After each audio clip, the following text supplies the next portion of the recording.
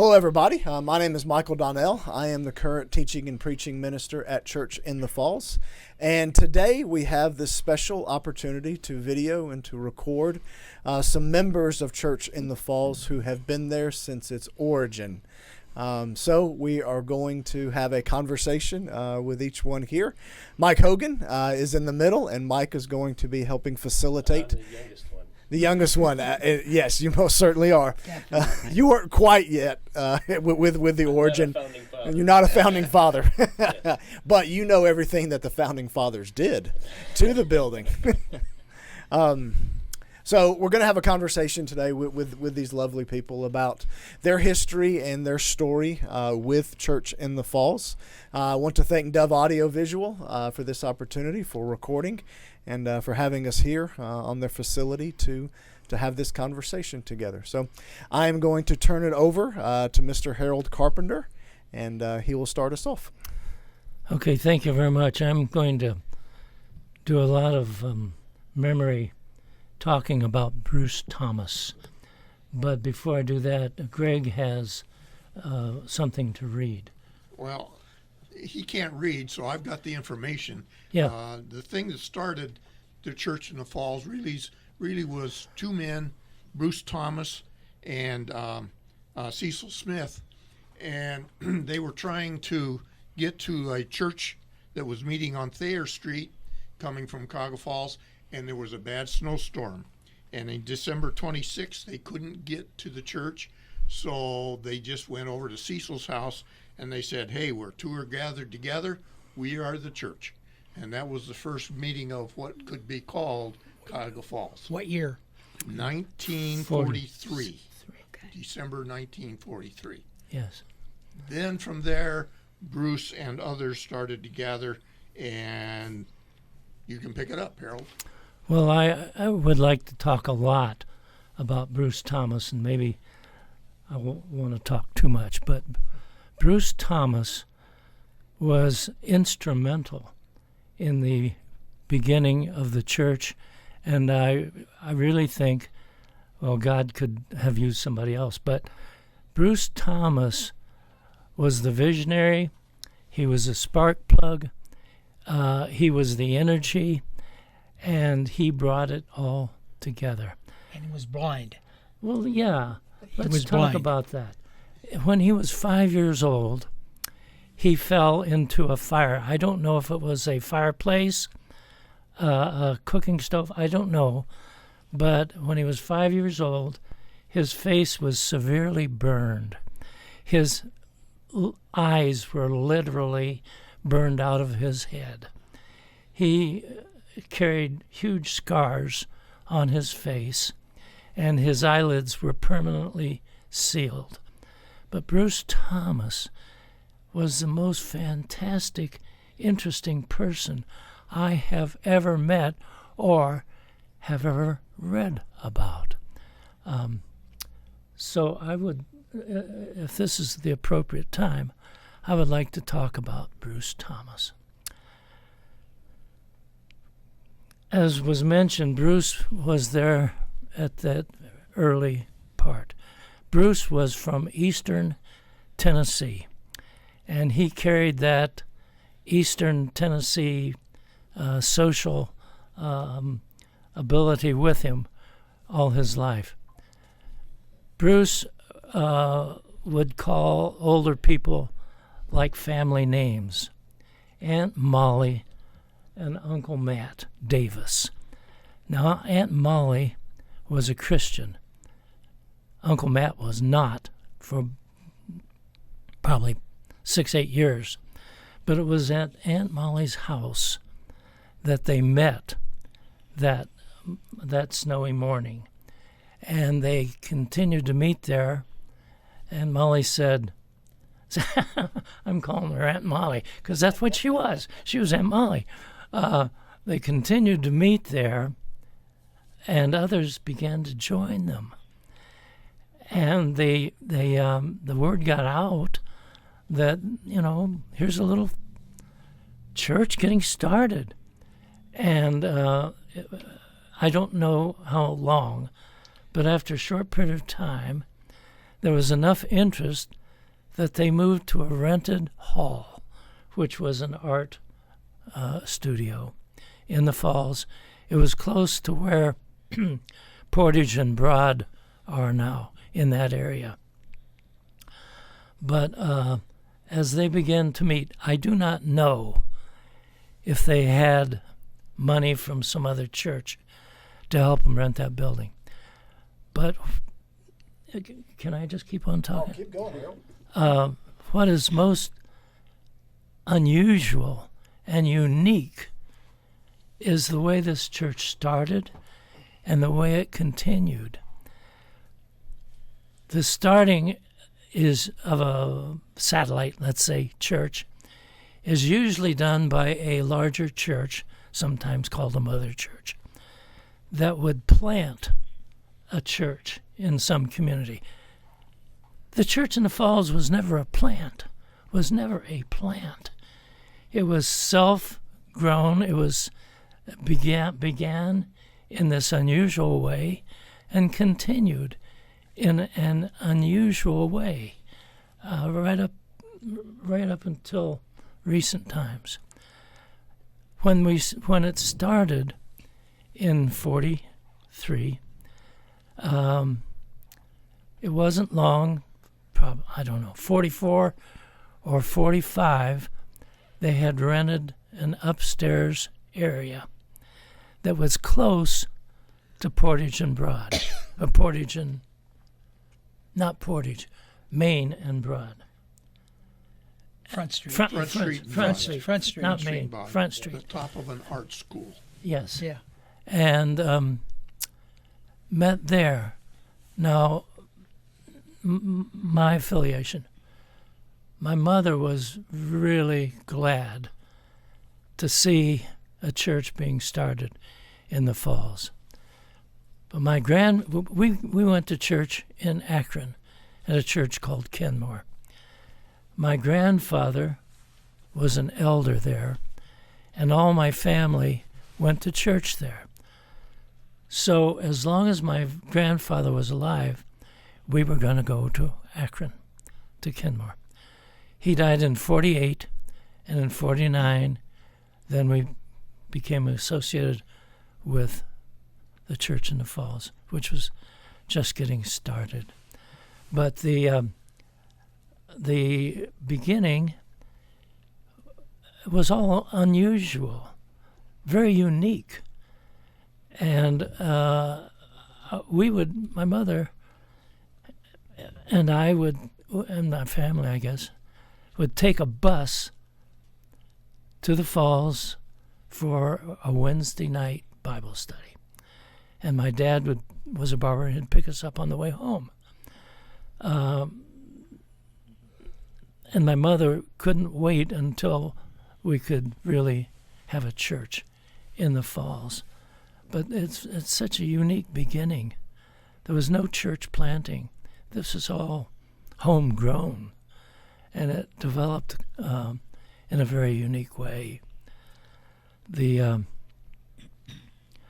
was by 45, I and my mother were attending. They had a, quote, gospel meeting.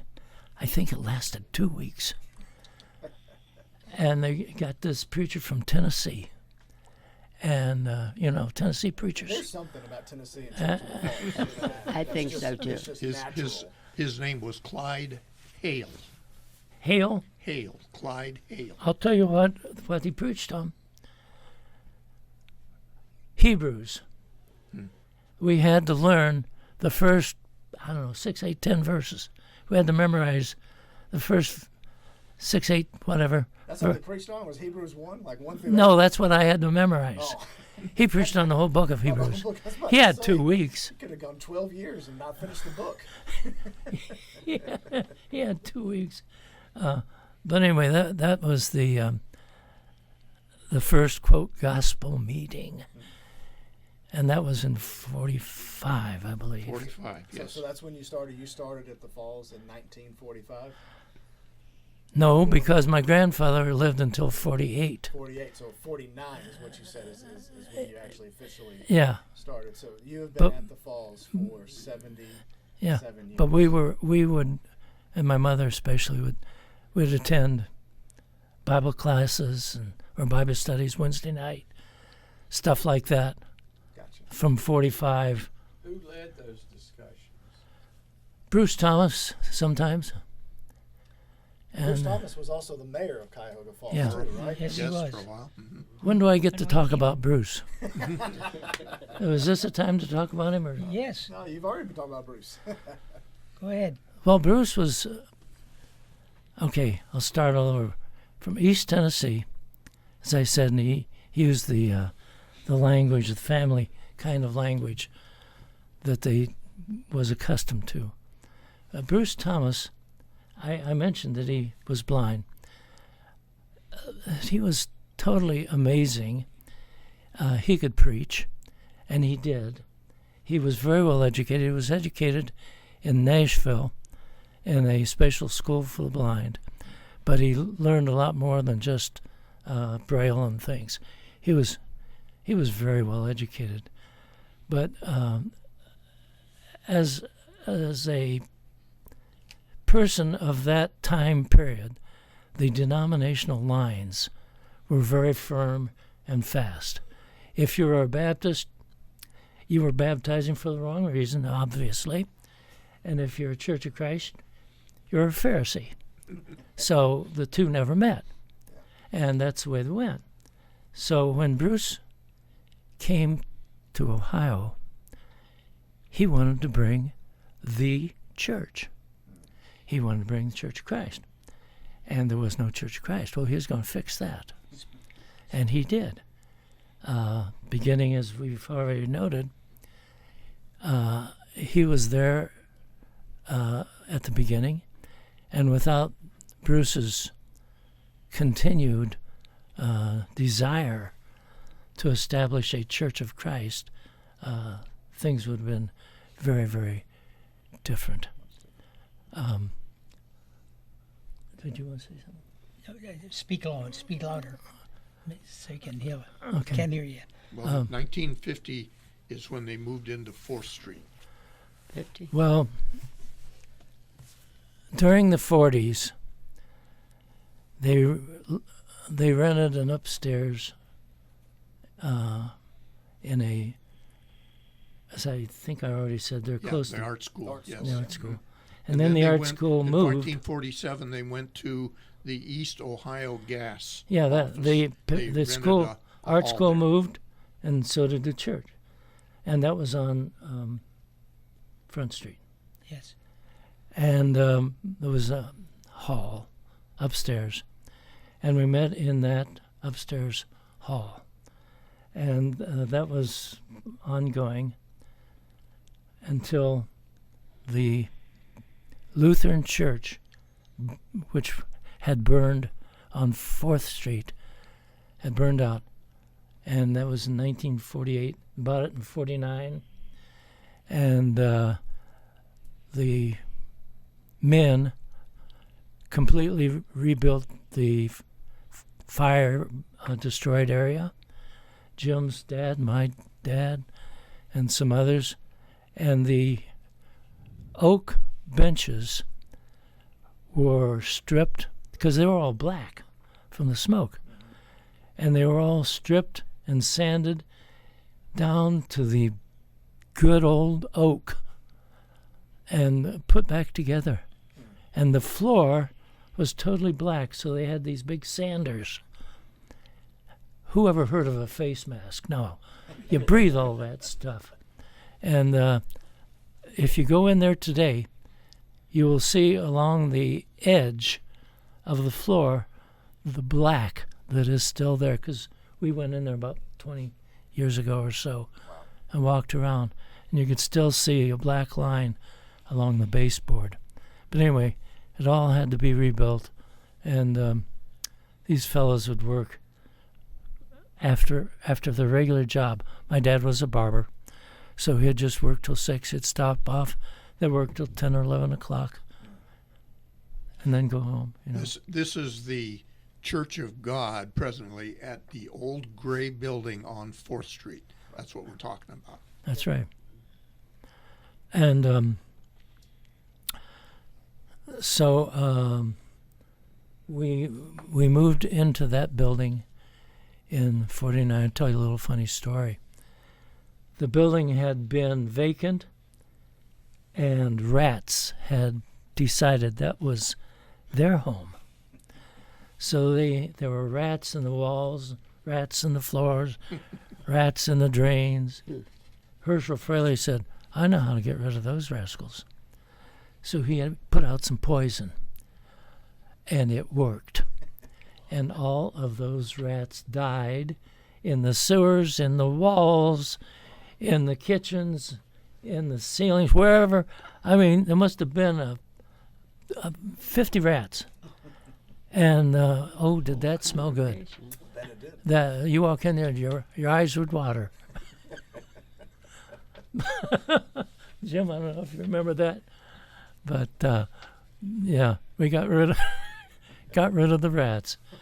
But the 4th Street building then had to be rebuilt, and in 1949, 50, we had the dedication service, and it was well attended. We had 200 or more in regular attendance at that time. And that filled the building. That was a little building. Yeah. Yeah. And the seats were in a kind of a U kind of shape, which I really liked. Does anybody else have any stories or memories of the old 4th Street building? Bob or Greg? Well, Bobby and Donna were Sunday school teachers, and to get to the basement, they were very narrow stairs. Oh, yeah. And the rooms were really small. Very. So everything was like little cubby holes for the Sunday school classes in the basement. I felt like it was going down into a scary basement down there. Well, Jim and Judy and Harold and Anita were married in that building. Oh, yeah. And we just completed our 67th year of marriage. Good stuff. On last Sunday, exactly, Sunday, on the 14th of June, Yes, 1959 Yesterday. was that when my we. mama's birthday. That's when we said, "I do," and we still do, Yes, you do. and we still do, at 67 years anniversary. Yeah, so we were married there, and the congregation grew, and that's where then Jim knows more about it than I do. But I can. As I said, my mom and dad were Frank and Ann, and I was in I was born in 38, so I was about what would that be? 10 years old, 8, 9, 10 years old. Anyway, I recall going to church with them, of course, being a youngster. We had about the East Ohio Gas building, we had mentioned that, and there were 3 different times we were at Front Street in the rented halls, if you were. A couple of times we had to move because we were growing. My mom and dad and I were members at Thayer Street in Akron. But when the church started getting together, we were born. I was born in the house there that we lived in 38, and so I was about 5. That'd be 7 years old, something like that. Yep. Anyway, because we lived and were born in Colga Falls, I was born in Colga Falls, it was time to move from Thayer Street to Colga Falls. I don't know exactly what year that was. Harold, it would be about, I don't know, somewhere in there. What date are you trying to remember? I'm sorry? What date are you trying to remember? What? When I'm trying to determine when my mom and dad and me as a kid, when did we start attending at Colga Falls? So if it was at the East Ohio building, then that would have been 48. 48? Okay, that's about when we started attending then. Okay. So you were 10 years old. I would be 10 years old, yes. Not 9? Because I remember Jim being 9 9. when I Okay, so you started a little bit before that. Before that, okay. We got that psyched out now. Okay. when I met Jim. I was a little older. I came in, and I remember Jim was 9 years old, and so he was already there. There we go. So, Yeah. so Harold has 76 years of connection with Church in the Falls, and Jim has 78. He's a little more. Mm-hmm. Yeah, I would say. Somewhere right in there. So, Yeah, I'd say that's probably true. Between and Bobby and Greg, you guys. We didn't come till 61. 65. We 65. came in 1965. Gotcha. So that's 60, So we're 61 years. yeah, 61 years. 61 years, right? Wow. Same for you. What was kind of key here is Harold and I grew up together. We were closest friends, and it was difficult though back for my parents to kind of leave Thayer Street, if you will, and go to another place, Colga Falls, and that was around 48, 48. we're saying. around 48. Okay. And what was good though was we were very friendly and we were very close. In the day-to-day kind of activities, we were close, even not just church. Yeah, and it was in '49 that there was a group.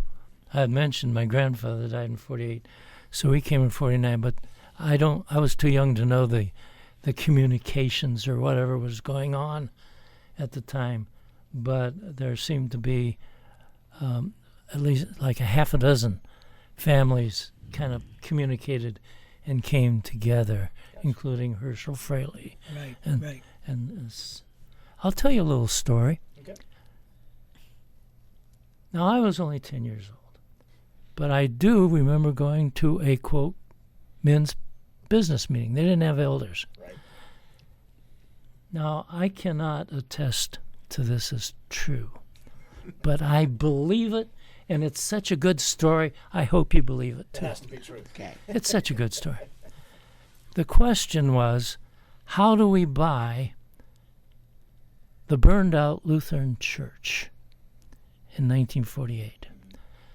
What bank is going to say, oh, yeah, we'll lend them X number of dollars to buy that church because it's good collateral? That wasn't good collateral at all. There wasn't any collateral in a burned-out church. Now, this is what I hope is true, because it's a good story.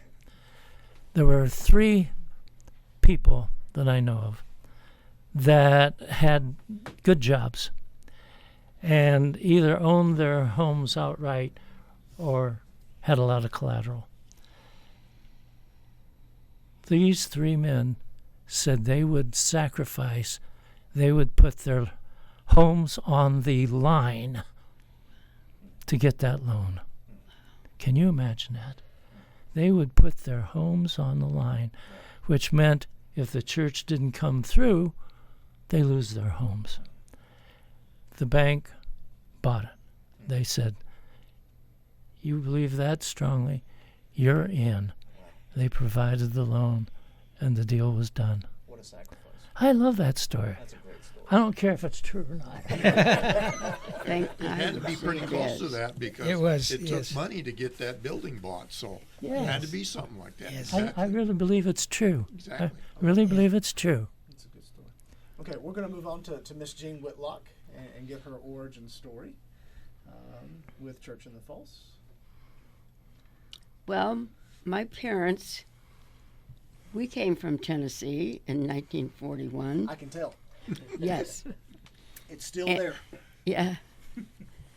And my mama in Tennessee, her grandfather, Stone was his name, he was over all the churches in the county, and they were Baptist churches. And my grandpa Jackson in Cookeville, Tennessee, Grandpa Stone was in Baxter, but in Cookeville, Tennessee, my grandpa Jackson was very instrumental in the Churches of Christ. And he gave land and helped build a church in Tennessee there, and it was called the Antioch Church of Christ. And after we moved to Tennessee and we went on vacation every year back to Tennessee, we went to that church. It was a pretty white church with a big steeple, and the windows were always open, letting the breeze come in. And that's where we had church for so long. I really remember that church. My grandpa Jackson was a very, very good Christian man. And so when we moved to Ohio, my dad had older half-brothers and sisters. Miss Jean, when did y'all move to Ohio? I was just going to say that, Michael. We moved to Ohio. My dad had older half-brothers and sisters, and one of my favorite uncles was Uncle Logan Jackson. His wife was Aunt Lola. And he's the one that talked my dad, Charlie Jackson, into coming to Ohio to get a good job. And I had already heard something about in Tennessee, they were making 15 cents an hour in the shoe factory or somewhere there. So Daddy came on the train in August of 1941 to Ohio to get a good job. And he got a job, and it was his first job was at Herman Machine Shop. I think that was in Talmadge. I'm not. It is. Yes, I thought it was. And then he got us a place to live.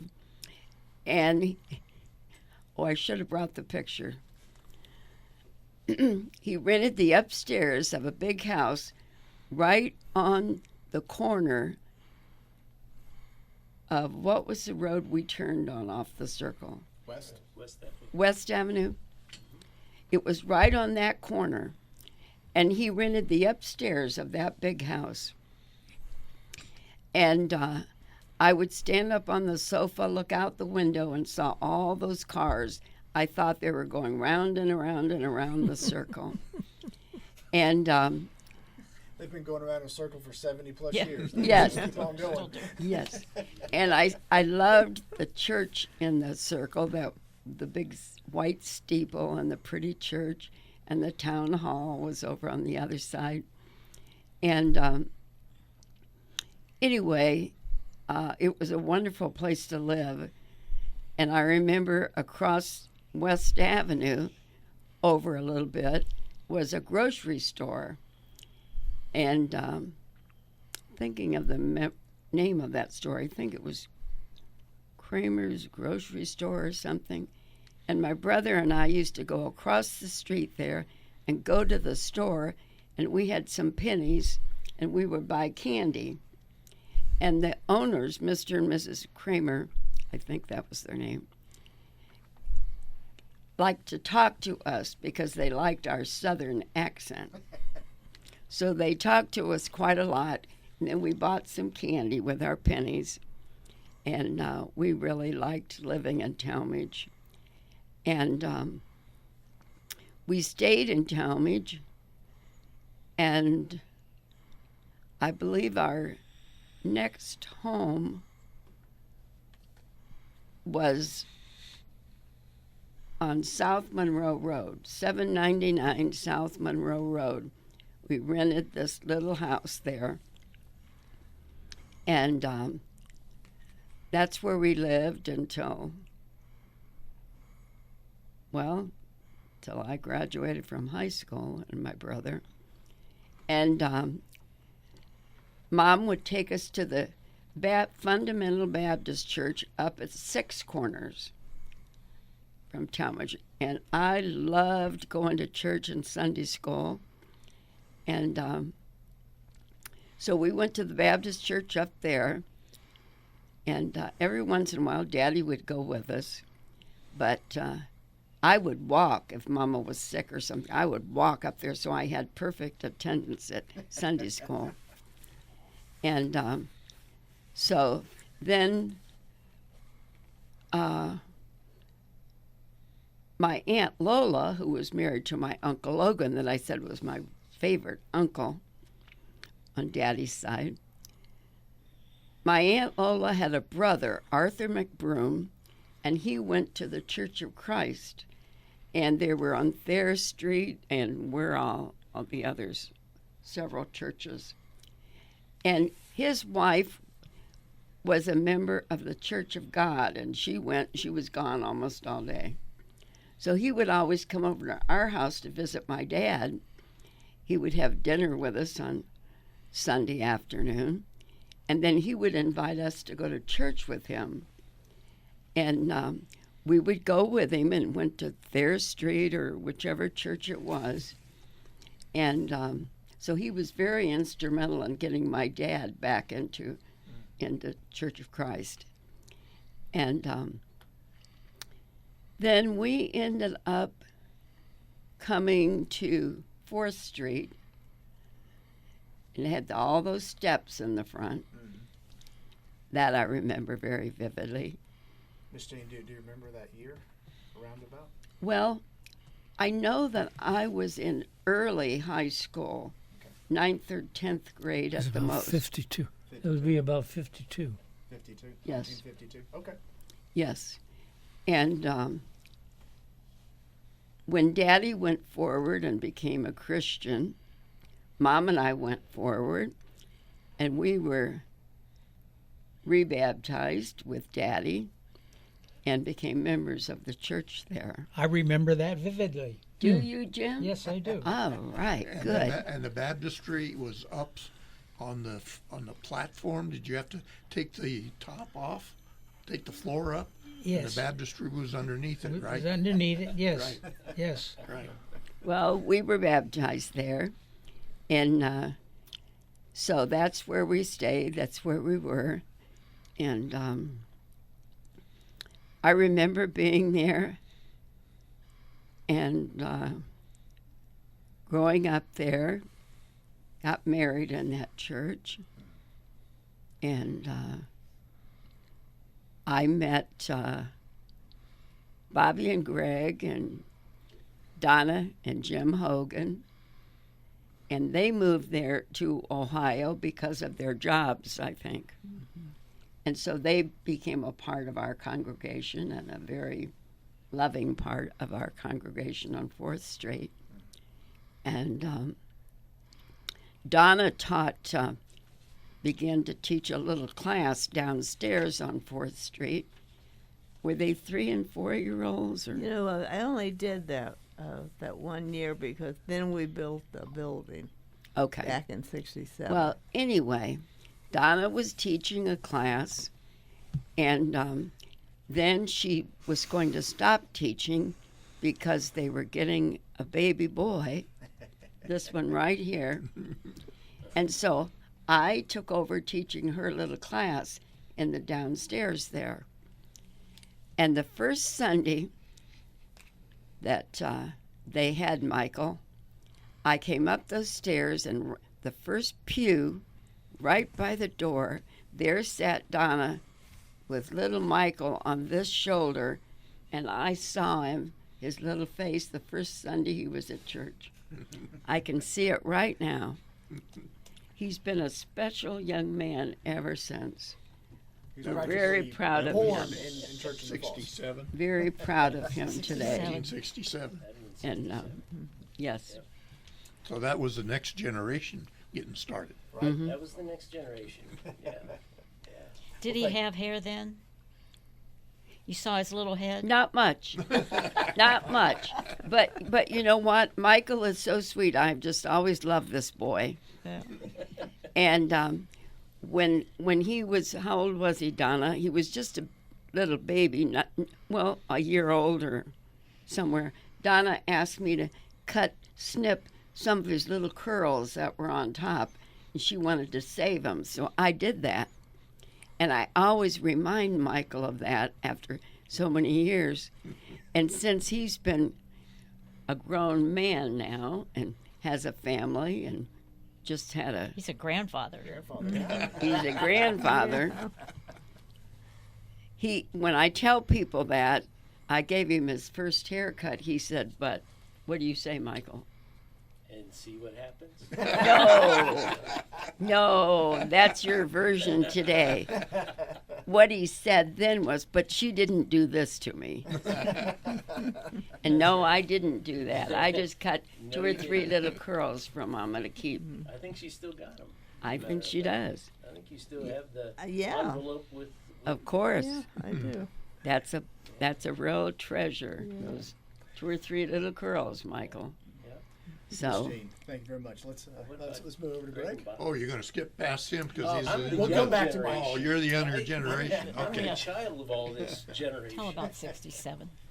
So, okay, in 65, in 65, we started at Goodyear Tire and Rubber. That's where we got our job. And we moved from Colorado. So we moved from the mountains to a dirty city of Akron, Ohio, which was, it was dirty. Carbon black all over the place. And Bobby thought I had brought her to the depths of it was not a pretty thing coming from Colorado.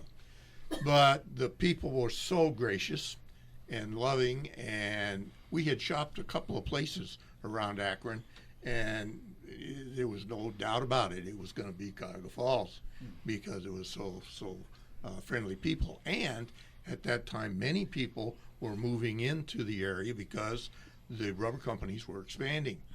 So the Hogans had come, and Carmen's had come, and just many people, families were moving in the 66, 67 time frame.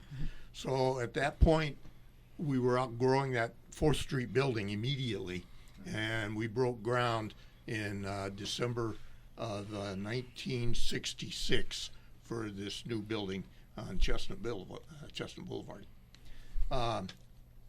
I was one of the active song leaders. Jim Feldman was one of the active song leaders. We quickly got into teaching. I was teaching adult classes from the day I hit the ground in Chestnut, and did for 50 years. Bobby was in the grade school classes and teaching in the Akron school system. At that time, it seemed like every family that came in were professional teachers. We had an unbelievable amount of talent in the teaching environment there. And Add then, to it. I'm going to say that the late 60s was such a period of growth for the church in the Falls because Ron Lothery came in 65, and he was such a dynamic people person, and people were moving in, young couples with families, and there was such growth. And then we built that building and moved into it the summer of 1967. And I so remember that because I was teaching Vacation Bible School. We just moved into the building, and we had Vacation Bible School that week. And I know people don't believe it, but we had 400 Whoa. children at that first Vacation Bible School in that building. that That was many? before building on I forgot that. the new wing to the building. Yeah, the addition, So that was just in the old section of the building. Donna says that there were 40 children up in the nursery. Oh, yeah. Toddlers and babies in the nursery that Goodness, I forgot. Vacation Bible School. All the teachers' children had to be up there because everybody. Mike was a little one, and ours were little ones, and so they were We all brought- upstairs. Isn't that fun? We brought kids from our neighborhood. I mean, I would come with the whole station wagon full of neighborhood kids. Everybody did that. But anyway, that week was so special to us because it was that week that we adopted and got our son Jeff, our first child. And it was the 4th day of Vacation Bible School, and so it was that afternoon that we went and picked up Jeff, and so my co-teacher had to teach on Friday. But in building that building was such an exciting time. I mean, everybody helped. The men were all there. We were there each night up on the roof, putting the 4x6 timbers up on the roof.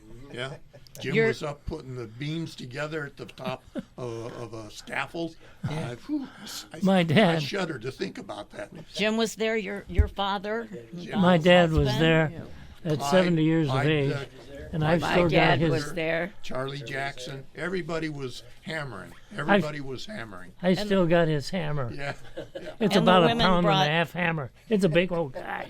Women brought food for the men while they Yes. were working. I still remember Herschel Fraley, one of the times in the days of building that building, and he was up there on a scaffold or something, but he had this big plate of food, and after a while he said, "Oh, this food is starting to look funny." I guess he, had a little too much. But yeah, Fraleys were wonderful people too. They really were. And the older generation, who was the older generation to us, Jim, your parents and Judy's parents, and your parents, Carpenter's parents, they were people that we really looked up to, right? Yes, we did. And they were Yes. such role models for us. Mm-hmm. So I just think that the 60s that was a a wonderful groundbreaking. period It of just- growth. We just exploded at that point. Yeah. Really grew. We almost filled the building the first few First couple of months. years. Right. We thought Yeah. that the auditorium was overflowing. Well, there were over 300. Yeah. Oh, yeah. We were running 350 regularly, but again, the whole Akron area was growing. Because rubber companies were growing so much. Our Sunday school classes, no matter what age, were full. All full. Always full. Always full. Yep. I taught 4th grade at that time, but we had so many children. We had a class for every grade, Yeah. every age and Age every group. grade, and they were Yeah. full. It wasn't doubled up. It was 3rd grade, 4th grade, 5th grade. Each one had their Yes. own class. Yeah. Yeah. Love it. Good stuff. Well, Miss Donna Hogan? the way we got here, we were from Houston, Texas, and we went to church over on. I can't remember the man's name. I think it was Billy? Brown Street, I think you. Billington? I Or think you were. No, it Brown- was Brown the other Street. guy that went to Indiana. Anyhow, it Oh. was the worst. The only reference we had where to go was this man that was in our congregation traveled, and he would go to Wednesday night classes, and so we went to that church.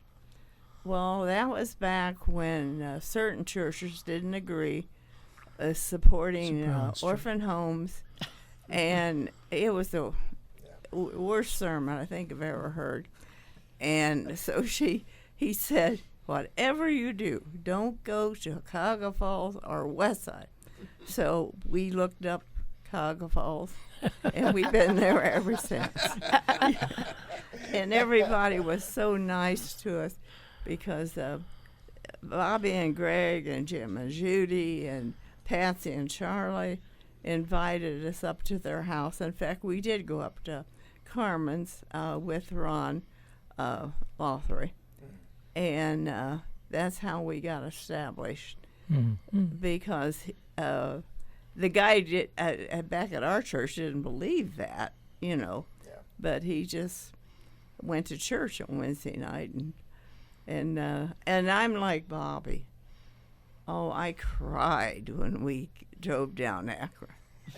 Oh, it was hideous. Really? Because we were, on the Dirty. Was it? so dirty, and Houston was just a new town, and when we go to this dirty, dark town, but the people of the Falls made People up. made the difference. Yes, they sure And it was did. mainly the people at church. I mean, there was such camaraderie. We were such close friends. Yes. Yes. And we did everything together. I mean, literally, we were just talking. Sometimes we went grocery shopping together. We had camping trips that whole groups went on. I mean, big groups, like six or Six, seven yeah. families, to Salt Fork. It's good parks in Ohio to go camping in. And our children grew up together, and now there are friendships that have gone into the third generation, Yes. and maybe the fourth now. We each have a great grandchild. We've got a grandchild that's got a grandchild, so we've got our first great grandchild. Oh dear. But our granddaughter and Donna's granddaughter both have these grandbabies that are just a month or two apart. Yeah. And our two boys, Jeff and Michael, are only months apart. And we So- were both adopted. And both adopted. So we got all kinds of ties Yeah. together. And another one is we got Mike and Jeff that one year. The next year, Bobby had a little girl.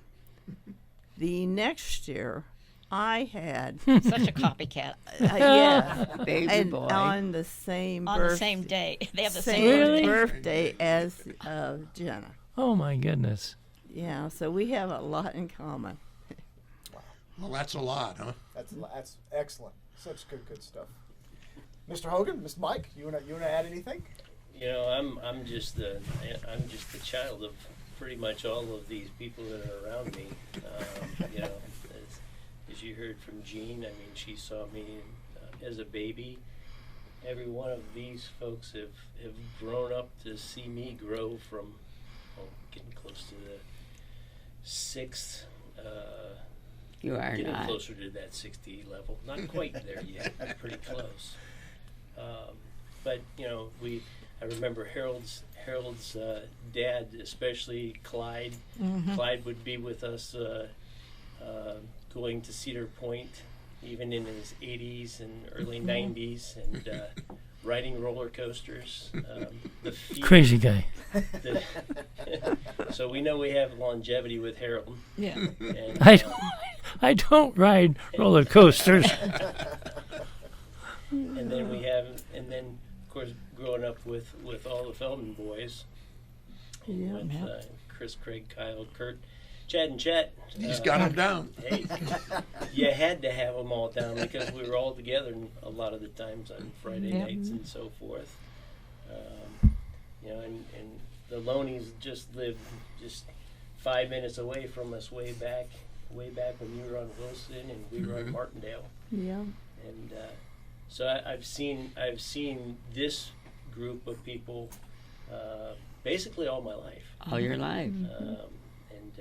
So as Bobby was pointing out, looking at their parents, I see all of this influence in me, and how it is for me over the last 59 years.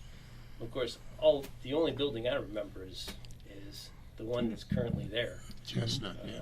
On Chestnut. So I just have to repair all the things that they didn't do right the first time, or the second time, or the third time. So I just Put the roof on put too. the roof on. Yeah. Yeah. But you arrived on 4th Street, and I saw that little face the minute I walked in that door. There you were, on your mama's shoulder. And I saw your little face, and I can still see it right now. Could I say something Of about course, Miss Bobby. something that I think has been such a positive thing for this church over all the years, and that would be our church secretaries. You think back, people want to give credit to the preachers and the elders and the deacons, But I want to say we have had the most outstanding secretaries over the years, from Yes. Betty Drummond to Juanita Carpenter to Jeannie Myers, Maria Hogan, Keely Jividen. I mean, they are the ones who are the first line of communication. They talk to the people. Who do you call? You call the secretary. And those ladies have been the ones who run things and keep things going. Absolutely. So when it comes to the history of the church, I think we need to give a lot of credit to them. Good, Yes, good, I good point. Good Yeah, point. we passed And- over the Drummonds, Betty Drummond. Easy was one of the He first was elders. an elder when we first And, came. Yeah, and one that was instrumental in buying the property for Yes. for the Yes. Chestnut Building. Yeah, Easy Drummond, And when it comes to ladies, which is Jill Drummond is Jill Brazel, so Right. that's the connection there. Yeah. I wanted to say something about another important lady, and that's Paulette Gates, who has had so much to do with the ladies' ministry, and it's been so strong all these years that she's was spearheaded starting ladies' Bible class and the ladies' retreats. And I don't know if you remember all the many ladies' parties and teas that Paulette and Sally basically had. That's really been an important thing in That's true. Yes. Absolutely. the history of That's the very church. true. Yes, ma'am. Yes. Thank you for saying that. Thank you for sharing that. And Yep, go ahead. let's throw in Rod Sheldon, Rod and Cinda Sheldon. Rod was very instrumental in the youth group expansion when we got Rod hired on. I Early mean, 80s. that group just exploded. I mean, he was instrumental. Well, he married our kids, but there's just so many families that were touched by Rod's time at our church. Absolutely. And it really had a lot to do with the wonderful vacation Bible schools that we started Oh, having. yes. I mean, I think we always did, but they took on another Another dimension. when Rod took over running vacation Bible schools. We had a big Became a- attendance at the vacation Bible schools then. Yeah, like I said, the first year I think we had 400. Oh, my goodness. Unbelievable, right, Michael? Absolutely. No doubt. 400. Hard to imagine. Also, the music ministry. Yeah. When we had for years we had Rod moved us into another level. when we had chorus Yeah. trips, those were so much fun. Yeah, But just the history of worship and singing at Church in the Falls. Yeah, is that's a a history. Right. It really is. Right. Morrison's played a big part. Oh, yeah. Yes. Well, the Yes, they Morrison did. family. Morrison yes. family. Oh, They my. were all. They had a nice quartet in It's that like- family. And They're like pros. They were really very entertaining to hear them sing. But that's the foundation of the Church of Christ is singing. Singing, no doubt about it. You know, No we doubt about really love to sing. it. And even though we've added a bunch of instruments, It's to added a our- dimension to it that we kind of dug our heels in for many years, you know. But it's slowly come around. Yeah. And even with it, the singing still Yeah, exists. Yeah. I don't want, this is a personal opinion, I don't want the instrumental to replace the vocal. No. We, Well, we like to maintain the vocals, yeah. yeah, And we're glad of that. We like to I- see Jared. Jared's another one that grew up out of our group. Jared Cooey's. is the same time frame as you. Is he a little younger than you? He's a decade younger now. Decade younger. Okay. But Jared, the Cooeys were in that generation that just came in at Yes. probably 70s, right? Absolutely. Yeah. Yep. Seen Jared grow up in the building. Yeah. Yes. and the sisters. And the sisters. Yeah. Well, we could go on and I on. know. On I know. and on We've and on got and the time. on. This is we have the time. So, any other stories or anything else that y'all would like to share? This has been a beautiful time of remembrance and reflection. I always remember Granddaddy Feldman and Granddaddy Poole. We never, when we were little kids, we never messed around in the building. If we got caught running, we were in trouble. you remember him from the pulpit? You gotta control these kids. They're running around the building and they're in the running in the parking lot. You parents better get a hold of these kids. Right. He did it right from the pulpit. Yeah. And when we had our children, I know if you brought them home when they were maybe about a week old, the next Sunday they were in church. Yeah. And they behaved. The ones beside us, the little ones, they behaved. They knew how to be quiet. Well, they didn't have children's church. No. You had to sit No, there yeah, the we whole did. No, but you had Mary Ann Poole in the nursery, and she Yeah. was such an amazing lady, Oh, and she really? made every baby Oh, the a babies. blanket. Yeah, but what about the 6 and 8 year olds? Yeah, and our children loved her. Yes. Judy Feldman's mother. And Judy taught for Oh. what was 30 it, years or 43 something. years. or Taught something? 40 some years. I Oh, don't know. gee. Fifth, 40 Oh, years yes, amazing. fifth teaching grade. fifth graders, yeah. She was Yeah. the best teacher, and Yes, she there's so was. many Those fifth people now graders. that remember her classes. and- Really? Yeah. Yep, it Jim was- had a great big place in the basement where he stored all her Sunday school teaching Yeah, materials. she had to have every flannel graph character that was ever Yeah. made. And Judy was in charge of the funerals too. Yes. Oh, The yeah. The church. dinners. And My all mother was the first, and that was in 82. That was the first dinner at the church at the death of one of our members. It was my mother, and Judy did it. And Judy? That was in Oh, I 82. didn't know that. Oh, okay. That's great. I just remember all the classes. I mean, you know, the classroom size now that Yeah. we have in the old building. All those classes actually, one wall was taken out between those classrooms, and so you can imagine they were little squares, not rectangles, with all the people in it. But I still have my little plaque, Bobby, from 1970 something, when I had to memorize all the books of the Bible. Ah, Can you still say them? I certainly can. Good. Oh my! I could Yes. never do that. Yes, but we had to do it so that we could get our little cross on our wooden plaque, and I still have it as of today. So that And the And then- Sunday school class that you were in was all boys, All except boys for that one time, girl. yeah. that's right.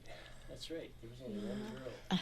But that brings up the point that if you walk down the hallway where the classrooms are, you got these double doors into each of the rooms. That's because that was a separate room. that's right. Every one of them was a separate room. Little dinky, 18 by 18. You have 20 kids stuffed in them. 2 rows, 3 rows. Yeah. Those Yeah, little yeah. tables and the little Yeah. chairs. And I remember when I took over that class after Donna and the 3-year-olds in Chestnut Boulevard, that I made my visual aids, and I used to do the bulletin boards out in the hall, and I made it all. I loved art. I wanted to go to art school so bad, but I couldn't. And I made everything, I cut it out, colored it, and made the letters and everything, put the bulletin boards out in the hallways, and I used sewing thread spools to make it and cut little figures out of the Bible papers and that, made and told the story. And boy, the kids, they listened so good, they learned, and they behaved. And we just had wonderful mothers that, would always bring us a little treat to thank us for being their teacher. And That was different than all the visual aids now. Right. The Right. attention span of kids at that time was definitely better because they had these visuals right in front of them. Yep. It wasn't all the audio visual things. I made my flannel graphs. I got the light blue flannel, and I drew with, I don't know, crayons or chalk or something on there. Made my own flannel graph and the figures that went on it to tell a story. Love it. And it was so much fun. It was so There's nothing much like fun. a good flannel graph story. Yes. Yes. I don't care. Got your iPhone and all the different streaming on TV. still nothing like a good flannel No, graph story. we did not Tell the need it, story. and it was wonderful growing up without it. And I would like to mention another older couple, and see how many of you remember them, was brother and sister Mentor. Oh, yeah. Mentors, yes. Oh, yeah. Yes. And when we moved into the church on Chestnut Boulevard, I don't remember, well, I know I was 33 years old because I went in the hospital on Monday after that. But we were leaving church on Sunday evening, and they lived over, was it 9th Street? Ninth Street, yeah. Ninth- You had to cross boy. the street right in front of the church. I remember that. And they walked to church. Mm-hmm. And when they left that evening, Sunday evening, they stepped out onto Chestnut Boulevard and got hit by a car. Yep. And Brother Mentor was killed. He was in his 80s, Mm-hmm. but we called them brothers and sisters then. And Sister Mentor, she survived, and they were such wonderful. My dad would always say when they were working on the church building there that year, that Brother Mentor would always come over and bring some treats Mm. that Sister Mentor had made for the men that were working over there. Mm-hmm. And they were so dearly loved. Mm-hmm. And it was so sad Yeah, that's true. when that happened. Shane has a funny story about the little girl in the audience who told the preacher to shut up. Oh, yes. Bring it. I'm all ears.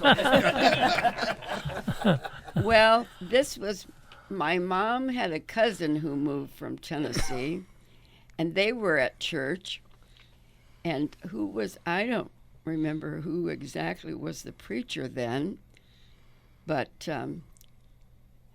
their little girl, who I just loved because I loved little ones and babies and that always when I was a kid.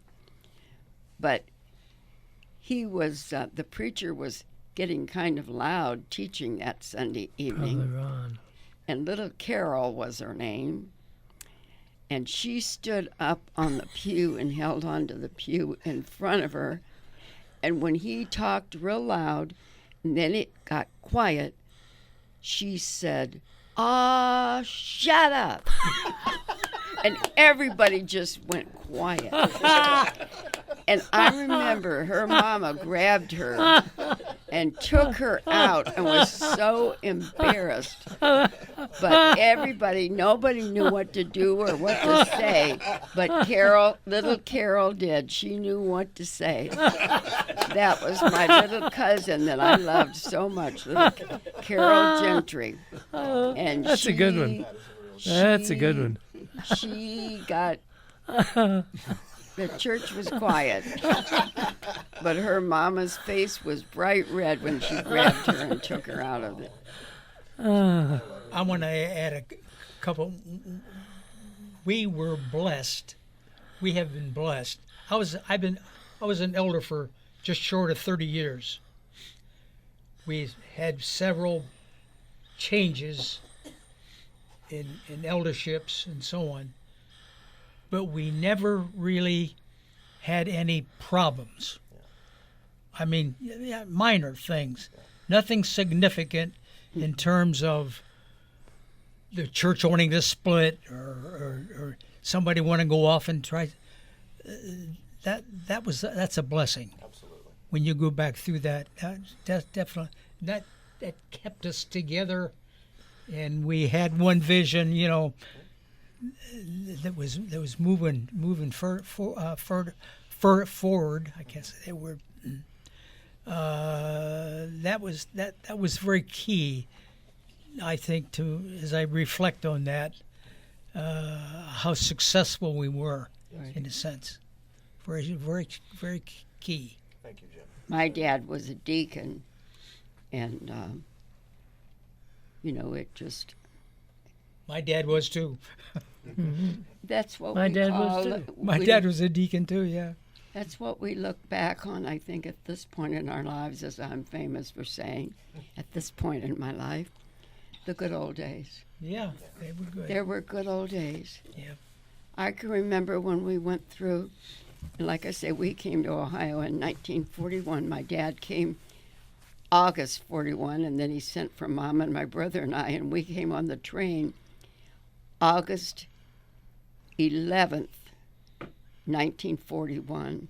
And I remember that trip. I have a visual video picture of that entire train trip, and I was 4 years old because the depots and the trains were full of soldiers, because you know what happened December 7th, 1941, Pearl Harbor. And at 4 years old, I kid you not, I can see that entire trip from the time we got to the depot, and I think we stopped at every depot, picking up and dropping off people, and because of the soldiers in the train. And I remember in one depot, my mama took off her jacket, folded it all up and put it on a table, and lifted me up there and laid my head on that so I could take a nap. But I don't think I took a nap. I was busy looking around and seeing all the soldiers. Well, does anybody have any other stories or statements? You know, when Jim and Lloyd Morrison, they always taught the junior high. My dad always had the high school. We were always afraid of, you know, when my dad asked the question, it was like, oh gosh, don't call on me, don't call on me. He didn't care. He was going to call on you anyway. But in Lloyd and Jim's classes, that's when they started teaching us how to song lead and how to say prayers and how to read scripture in front of audiences. Yeah. Way I that was a remember. long time ago. Yeah, that's good. Yeah, Wanted my everyone voice to was- participate. My voice was a little bit deeper, so I was allowed to do the little bit lower keyed songs than some of the other people that were having to lead songs. But we would always do that for the first 10 minutes or 15 minutes of Sunday morning class. Yeah, Way okay. back when. So, and I still have Greg's pitch button. Yeah, you got I my used it yesterday, as a matter of fact. It still works. I donated that to him. Yeah. Yeah. I remember my dad's favorite song. Oh my goodness. When the roll is called up yonder, I'll be there. He would sing out on that one. We'd always go over to Mom and Dad's after church for dinner on Sunday. And my little girl would be sitting in Pop's lap. She called him Pop's lap on Sunday afternoon, and they'd be talking. And one Sunday, someone was baptized, and it was little Debbie, and she was in there talking to Pop, and she said, "And Poppy, I think it was Brother Lothry, just put him down in the water and brought him up out of the water, and he was baptized."